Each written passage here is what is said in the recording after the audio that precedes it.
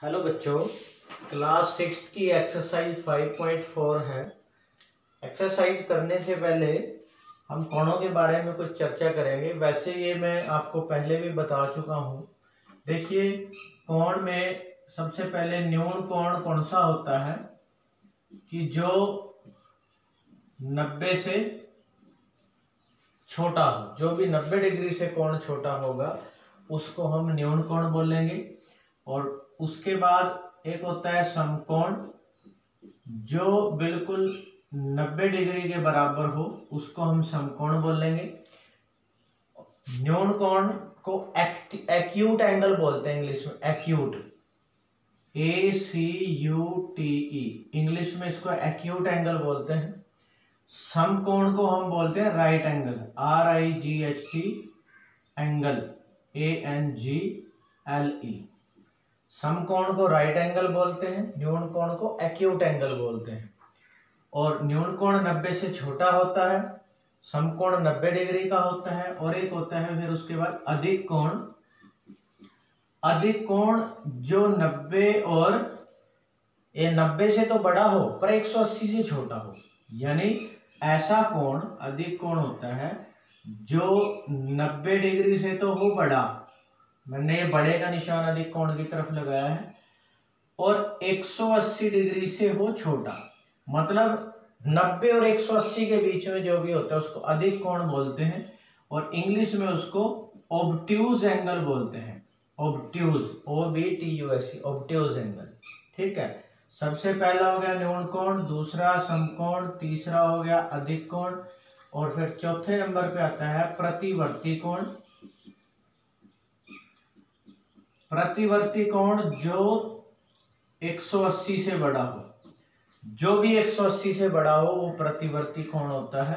और पांचवें नंबर पे आता है संपूर्ण कोण या पूरा कोण,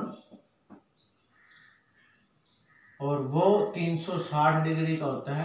प्रतिवर्ती को इंग्लिश में रिफ्लेक्स एंगल बोलते हैं, रिफ्लेक्स, REFLEX, रिफ्लेक्स एंगल। ठीक है, संपूर्ण कोण को इंग्लिश में कंप्लीट एंगल बोलते हैं, वो 360 डिग्री का पूरा एक चक्कर होता है।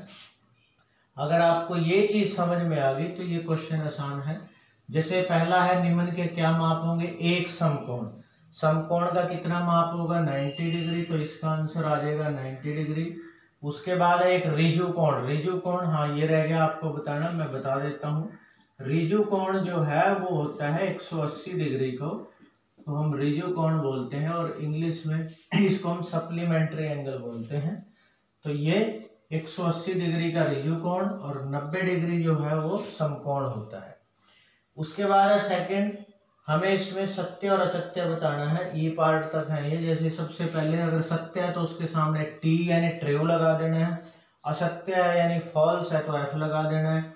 ए है एक न्यून कोण का माप 90 डिग्री से छोटा होता है। तो न्यून कोण देखो छोटा है, इस तरफ निशान, छोटे की तरफ ये मुंह बंद होता है, तो ये न्यून कोण 90 से छोटा ही होता है, तो ये ट्रू है यानी सत्य है। एक अधिक कोण का माप छोटा होता है 90 से, नहीं, अधिक कोण 90 और 180 के बीच में होता है, तो ये गलत है, ये असत्य है, तो फॉल्स। एक प्रतिवर्ती कोण 180 से बड़ा होता है, तो ये सही है, ट्रू है, 180 से बड़ा होता है। एक संपूर्ण कोण 360 डिग्री के बराबर होता है, ये भी सही है, ट्रू है। यदि एम का मतलब होता है मेजरमेंट, मतलब मेजरमेंट बोलते हैं इसको, और जिसका हिंदी में मतलब होता है माप। यदि कोण ए का माप 53 डिग्री हो और कोण बी 35 डिग्री हो, तो क्या कोण ए बड़ा होता है कोण बी से? हाँ देखो, कोण ए 53 है, ये 35 है, तो ए बड़ा होगा 35 है, तो फिर ये क्या है, ट्रू है, सत्य है।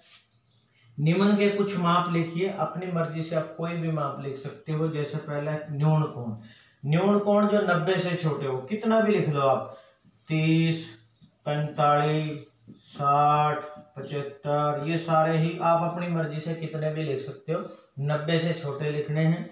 कुछ अधिक कोण जो 90 से और बड़े हो और 180 से छोटे हो, कितना भी लिख सकते हो आप, 105 डिग्री, 120 डिग्री, 135 डिग्री, ठीक है। 150 डिग्री कितने भी लिख सकते हो, पर 180 से छोटे होने चाहिए और 90 से बड़े।